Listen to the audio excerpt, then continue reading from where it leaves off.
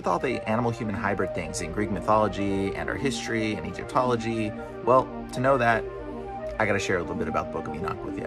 Book of Enoch is distorted text, so do not take everything in it 100% accurate.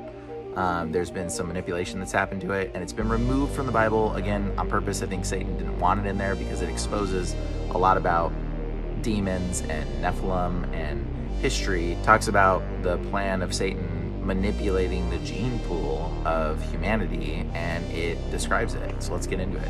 Enoch chapter 7. Now this is talking about the angels and what they did with the human wives. And all the others together with them took unto themselves wives, and each chose for him one, and they began to go into them and defile them with them. And they taught them charms and enchantments and the cutting of roots, and made them acquainted with plants. They became pregnant, and they bare great giants, whose height was 3,000 ells. Again, this is referencing the Greek gods. You know how they were giant?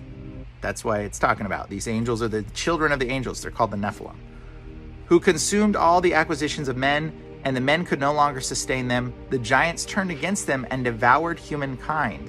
And they began to sin against the birds of the air and the beasts and the reptiles and the fish, and to devour one another's flesh and drink their blood. Now, I don't know about you, but how can you sin against a bird of the air or a fish of the sea unless if eating it isn't sinning against it? I'm guessing it's going to be fornicating with it. So mermaids, satyrs, centaurs, minotaurs, all these things aren't just half man, half goat, or half man, half fish. They're angel, fish, and goat, and man, all mixed. They're genetically hybrid creatures. And this is all from Greek mythology. These same creatures were the same creatures referred to in another removed biblical text called the Book of Jasher. They're called the Yamim. They're genetically mixed, hybridized perversion of God's perfect genetic creatures. They're the same creatures that you see in Greek mythology as well as in Egyptology. And in Genesis, it says that Satan had a seed. Well, this is his seed. It's the perversion of God's genetics. When Satan said, I will make man in my image, his image was, okay, well, you've got a man, God, and you've got a goat. Well, I'm going to make a man goat. How about that? That is Satan's perverted image of God, the perversion of God's perfect genetics. Satan has been trying to pervert God's genetic perfection since the beginning. And that's what the entire Bible is about. And the flood was literally God wiping out the first generation of Nephilim so that way they wouldn't continue to make more that were so high-level Nephilim perverted genetics. In Genesis 6, that's why it declares Noah was pure and blameless in his generations. It means genetically pure. Him and his family were genetically the only humans left, but his sons' wives might still have had some distant Nephilim genetic sequencing involved that bred back into society. And that's why it says the Nephilim were there in those days and after. See, they persisted. Their genetics persisted in tiny element remnants. And that's where the Goliath came from. That's why when God said, go into the city and kill every man, woman, and child, which sounds incredibly cruel, you don't understand, but they were Nephilim. They were genetically impure Nephilim human angel hybrids. And their soul is not treated the same as ours, and their death is not treated the same as ours. When God took out the city of Sodom and Gomorrah, he wiped them out. A lot of people say, oh, it was because they were homosexual. Well, the word homosexual was not the word used in that story. It actually says they were seeking after strange flesh. I'm sure there was a lot of perverse wickedness going on, but it doesn't say specifically homosexuality. It says seeking after strange flesh because the city was trying to create more Nephilim. That's why when the angels fell down in the city of Sodom and Gomorrah, they saw them and they said, give us those men so we can have our way with them. Where every other instance where an angel appears, people are freaked out. They're like, whoa, are you for me or are you against me? But not when they appear in the city of Sodom and Gomorrah. When they appear there, the men want to have their way with them. They want to make more Nephilim. Why did God spare the people of Nineveh and Jonah and the whale, and the story of Jonah and the whale? Even Jonah was like, God, wipe them out. I don't want to deal with them. They're evil.